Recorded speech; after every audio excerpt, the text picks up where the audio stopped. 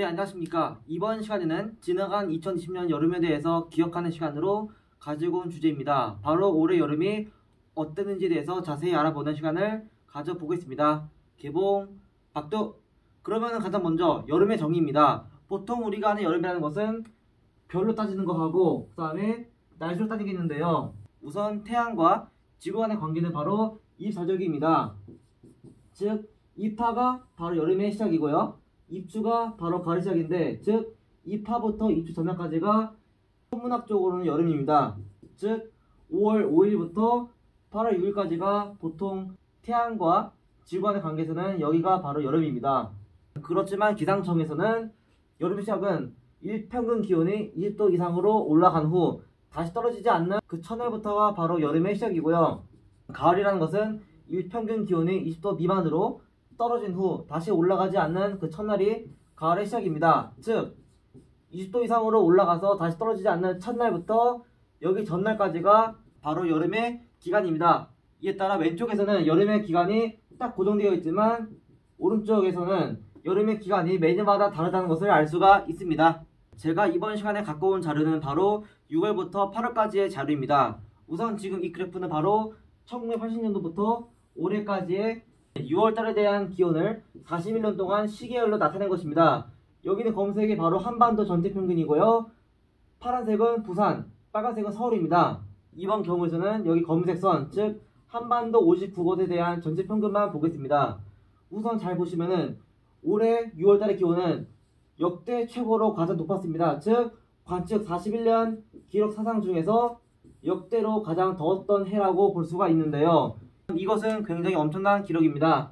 그 반면에 서울은 2020년 기준으로는 2012년도와 2013년도를 제외해서 서울은 3위, 부산은 1997년 이후로 역대 2위의 기온을 보였습니다. 그래서 일단은 올해 6월 보더라도 올 여름에 굉장히 덥겠구나라고 많은 사람들께서 걱정했을 겁니다. 그렇지만 7월을 보겠습니다. 7월달은 아까 6월과는 정반대로 나타나는데요. 바로 한반도 전체 평균의 기온이 역대 최저로 낮았습니다. 즉 6월달에서는 역대 최고로 높았는데 바로 7월달에는 역대 최저의 기온을 보이니까 이는 엄청난 널뛰기 현상입니다. 그 외 서울과 부산에서도 다른 해와 달리 굉장히 낮은 기온을 보였고요. 그나마 서울은 부산보다 5도 정도 높은 기온을 보였습니다. 번외로 보자면 여기 있는 높은 값은 바로 그 유명한 1994년도의 역대 최고 기온이었고요. 이때는 바로 우리가 잘 알고 있는 2018년도의 역대 최고 기온입니다. 즉 1994년도하고 2018년도와 비교해보면 올해는 7월 평균 기온이 굉장히 낮았음을 알 수가 있습니다. 그 다음에 이거는 8월달의 기온 그래프입니다. 일단 2020년에 여기 있는데요. 한반도 평균하고 부산 같은 경우에는 작년 대비 약간 상승했고 대신 서울은 작년 대비 더 하락했습니다. 그래서 서울은 6월과 7월달에는 다른 곳에 비해 굉장히 높았지만 이번 경우는 부산과 한반도 평균에 비해서 제일 낮은 기온을 보였습니다.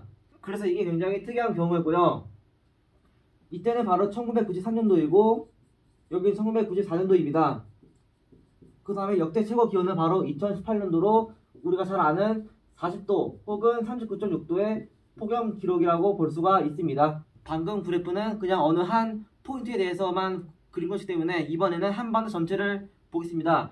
지금 이게 바로 2020년 6월달의 한반도 전체 평균 기온이고요. 그리고 이거는 기후도, 즉 81년부터 2010년도의 평균을 올해 6월달 기온에서 뺀 것입니다. 즉 얘가 바로 아노말리입니다.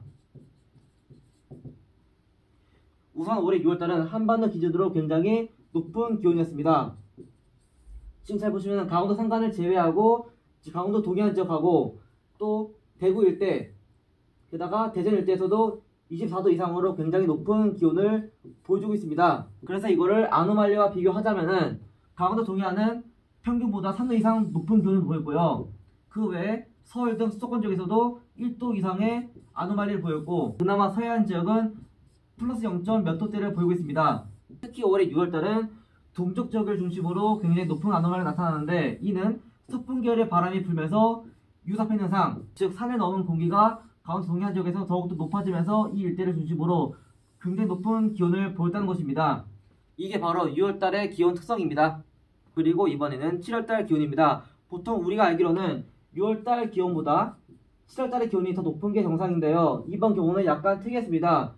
일단 수도권만 보더라도 6월달보다 오히려 기온이 좀 더 낮았고, 대구 일대에서도 6월달보다 좀 더 낮은 기온을 보였습니다. 이에 따라 아노말리를 보자면은 올해는 대구와 부산을 포함한 영남 지역을 중심으로 거의 마이너스 2도 가량의 아노말리를 보였고, 서울과 수도권 지역에서는 영도대로 그냥 평년과 비슷했고, 그 외 내륙 지역에서도 마이너스 1도라는 아노말리를 보였습니다. 즉 올해 7월달은 제가 이따가 뒤에서도 언급하겠지만 비가 많이 오고 햇빛이 많이 차단되면서 기온이 더 올라감에 따라 이렇게 평균 기온도 다른 때와 달리 낮게 나왔습니다. 그 대신에 서울 등 중부지방에서는 마른 전망이 이어지면서 상차감기가 영향을 주긴 했지만 비는 거의 오지 않고 맑은 날씨가 이어지면서 기온 자체는 평년과는 상당히 비슷하게 흘러갔습니다. 그 다음은 8월달입니다. 우선 8월달은 서울 등 중부지방에서는 26도라는 높은 기온을 보이고 있었고, 대구 등 내륙지방에서는 28도로 굉장히 높은 기온을 보이고 있습니다. 그 외에 대구처럼 강릉 역시 굉장히 뜨거운 날이 보이는데요. 즉 8월달은 남부지방하고 그리고 영동지방을 중심으로 굉장히 높은 기온을 보였습니다. 아노말리를 보자면은 서울 등 중부지방에서는 평년과 비슷한 기온을 보여서 그냥 평범한 날씨였고, 강원도를 포함한 영동지방에서는 2도라는 굉장히 큰 아노말리, 대구와 포항을 포함한 동쪽지방에서도 2도라는 높은 아노말리를 보였고, 그 외 내륙지방에서도 1도 값이라는 무시하지 못할 수준의 아노말리를 보였습니다. 즉 올해 8월달은 7월달에는 기온이 낮았지만 8월달에는 다시 온도가 올라가면서 강원도 동해안 지역 중심으로는 올해는 굉장히 더웠다는 것을 알 수가 있었습니다. 그리고 가장 중요한 강수량입니다. 지금 얘가 바로 6월, 7월, 8월달인데요. 잘 보시면 6월달에는 전반적으로 내륙지방을 중심으로 비는 거의 오지 않고 심지어 100mm 이하로 내리고 있었습니다. 그렇지만 부산을 포함한 남해안 지역에서는 300mm가 넘는 굉장히 많은 비가 왔음을 알 수가 있고요. 그 다음에 울산을 포함한 남부지방을 중심으로도 200mm라는 그래도 꽤나 강한 비가 내렸습니다. 그리고 마찬가지로 강원도 동해안 지역에서도 200mm가 넘는 상당히 많은 비가 내렸습니다. 그리고 7월달은 부산을 포함한 남해안 지역에서는 거의 900mm에 가까운 어마무시한 비가 내렸습니다. 그리고 김해에서도 800mm, 그리고 창원과 통영 지역에서도 거의 600mm가 넘는 엄청나게 많은 비가 왔었습니다. 그 반면에 서울 등 중부지방에서는 200mm도 많은 거지만 남부지방에 비해서 마른 장마가 이어지면서 평년보다 적은 수준의 비가 내렸습니다. 이에 따라 올해 7월달은 부산을 포함한 동남권 지역에서는 진짜 어마무시하게 많은 비가 왔음을 알 수가 있고요. 또한 지형적인 영향으로 지리산 일대에서도 상당히 많은 양의 비가 왔음을 알 수가 있습니다.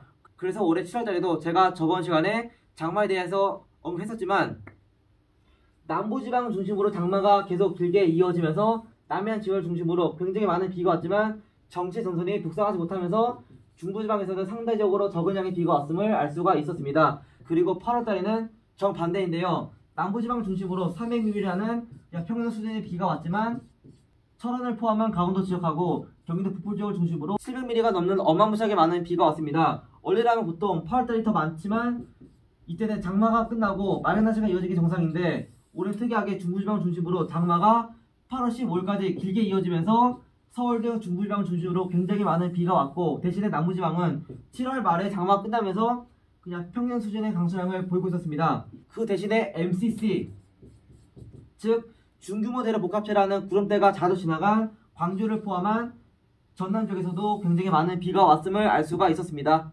그럼 이번 시간에는 올해 6, 7, 8월달 날씨가 왜 이랬는지를 알아보는 시간을 가져보겠습니다. 우선 이거는 바로 6월달과 7월달의 북반구 평균 기온인데요. 얘가 6월달, 얘가 7월달입니다.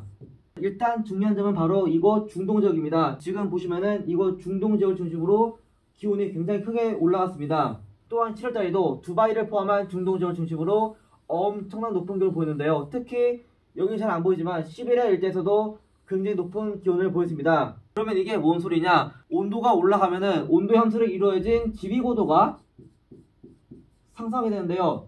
이렇게 상승한 지위고도는 바로 기압능이라고 하는 블로킹을 일으킬 수 있습니다. 그래서 이게 바로 6월달에 500헥토파스칼의 지위고도하고 이거는 아노말리입니다. 잘 보시면은 아까 이렇게 높은 기온이 나타난 곳에서 엄청나게 강하게 발달한 기압능이 있습니다. 즉 이 기압능이 바로 고기압이라는 것인데요. 이 구역에서 기압능 혹은 블로킹이 생기면은 이렇게 올라간 공기 덩어리가 다시 내려가게 됩니다. 즉 내려가는 구역에서는 풍향 자체가 부서풍이기 때문에 북쪽에 있는 한기가 남쪽으로 내려오게 되는데요. 이 남쪽이 바로 우리나라 동아시아가 된 것입니다. 아노말리를 보시면은 지금 유럽 일대에서는 마이너스 아노말리, 그리고 중동 지역에서는 플러스 아노말리 나타나면서 이 부근에서 이렇게 기압을 발달하게 되면은 여기서 기압골이 될 것이고, 이렇게 기압골이 만들어진 곳에서는 점차 북서풍의 불에 따라 북쪽의 한기가 남아있을 것으로 볼 수가 있습니다. 그리고 이거는 7월달인데요. 잘 보시면은 온도가 높게 올라간 지역을 중심으로 이렇게 우랄 블로킹이 만들어졌습니다. 이와 같은 블로킹이 있으면은 서쪽에서는 남서풍, 동쪽에서는 북서풍이 불면서 북쪽에 있는 한기가 빠르게 우리나라 부근인, 즉 동아시아 지역으로 유입됩니다. 이렇게 되면 우리나라 상공으로 상승 한기가 머물게 되는데요. 고온 다습한 북태평양 고기압은 차고 밀도가 높은 상승 한기를 뚫지 못하므로 북태평양 고기압은 느리게 올라가려고 하는데 상승 한기가 버티다 보니까 얘가 북상을 하지 못한 것입니다. 이에 따라 한기와 난기가 대립하게 되면서 이 지역에서 만들어진 정체선선이 오랫동안 머금에 따라 남부지방을 중심으로 굉장히 많은 비가 오게 된 것이고, 또한 반대로 서울 등 중부지방에서는 한기가 머물면서 저기압이라든지 아니면은 정체선선이 못 올라옴에 따라 많은 장마가 이어진 것입니다. 또한 같은 원리로 남부지방 말고도 일본 남부지역 그리고 중국 양쯔강 일대에서도 굉장히 많은 비가 온 게 바로 이러한 원인입니다. 다시 말해서 이 부분에서 만들어진 우랄 블로킹, 즉 고기압으로 인해서 한기가 남쪽으로 이동함에 따라 동아시아 상공을 중심으로 이렇게 음의 아노말리, 즉 한기가 머물게 되면서 북태평양 고기압의 북상이 저지됨에 따라 정체선선이 오랫동안 머물면서 남부지방은 장시간 비, 그리고 서울 등 중부지방에서는 마른 장마와 함께 그냥 낮은 기온을 보이게 된 것입니다. 그리고 8월달입니다. 지금 잘 보시면은 5880, 즉 북태평양 고기압의 가장자리 선이 남부지방 덮었고, 즉 남부지방은 7월 말에 장마가 종료되면서 폭염이 나타났고, 그 반면에 5820선과 5880 사이, 즉 수증기 통로에 놓인 중부지방을 중심으로 이례적으로 8월 중순까지 장마가 이어졌습니다. 이때는 잘 보시면은 여기 있던 블로킹이 점차 동쪽으로 이동하면서 한기는 주로 동쪽으로 더 치우침에 따라 7월 말과 8월 중순 사이부터는 북태평양 고기압이 점차 북쪽으로 올라가면서 남부지방은 맑은 날씨가 이어지고 중부지방을 중심으로 늦게라도 비가 오랫동안 내리게 된 것입니다. 이러다가 시간이 지나서 점차 태양 고도가 낮아짐에 따라 대륙이 식으면서 한기가 다시 만들어졌고, 그리고 한기가 남함에 따라 북태평양 고기압도 남하하면서 여름이 금방 끝났고, 대신에 태풍이 만들어지면서 태풍이 계속해서 북태평양 고기압 가장자리를 따라 우리나라 부근으로 올라오게 된 것입니다. 또한 올해는 특이한 게 바로 태풍이 4개 났다는 것입니다. 태풍 장미, 태풍 바비, 태풍 마이사, 그리고 태풍 하이슨이 왔었는데요. 각각 남부지방을 관통하고 또 하나는 서해상을 따라 북상하면서 올해는 진짜 징글징글하게 태풍이 왔었습니다. 원래 제가 태풍을 싫어하는 이유는 바로 태풍이 한번 오게 되면은 주변의 기압기가 굉장히 똑같이 변합니다. 이에 따라 올해 8월 말과 9월 사이는 태풍이 연달아 북상하면서 기압기가 계속 바뀜에 따라 날씨의 환대도 굉장히 어려웠습니다. 특히 올해는 태풍 3개가 부산 일대에서 영향을 주면서 부산, 울산, 거제도, 창원 일대에서는 적지 않은 피해가 발생하였습니다. 그러면 요약해보겠습니다. 우선 6월달에 중동아시아 지역을 중심으로 굉장히 뜨거운 날씨가 이어졌고, 7월달에는 시베리아 일대에서도 굉장히 뜨거운 날씨가 이어졌습니다. 즉 이렇게 해당 지역의 지위고도가 증가했고, 높아진 지위 고도는 우랄 블로킹 패턴에 영향을 주었습니다. 이렇게 만들어진 블로킹은 그 북쪽에 있는 찬 공기를 남쪽으로 내림에 따라 동아시아 상공을 중심으로 상승 한기가 머물렀습니다. 이러한 상승 한기는 밀도가 높다 보니까 당일 밀도가 낮은 북태평양 고기압이 올라가지 못하고 둘이 오랫동안 대립하였습니다. 이렇게 오랫동안 둘이 대립하면서 장마 기간이 연장되었고, 장마가 연장됨에 따라 누적 강수량도 엄청나게 많아지게 된 것입니다. 이래서 올해 7월달은 낮은 기온을 보였고, 남부지방을 중심으로 처음에 장마가 오다가 8월달에는 남부지방은 다시 고온현상, 그리고 중부지방을 중심으로 장마가 길게 내리게 된 것입니다. 그 다음에는 MJO 진동, 즉 매든 줄리안 진동에 따라 고수온역이 동쪽 이동하였고, 즉 하강기류가 일본 남쪽에 위치함에 따라 북태평양 고기압이 일본 부근에 위치하면서 우리나라 부근에 태풍 길목이 열림에 따라 태풍이 4개씩이나 연달아 북상하게 된 것입니다. 그러면 이상으로 올해 2020년 여름에 대한 브리핑이었습니다. 부디 내년 여름은 올해처럼 이렇게 지랄 맞지 않길 바랍니다. 구독과 좋아요 눌러주시면 감사하겠습니다. 감사합니다.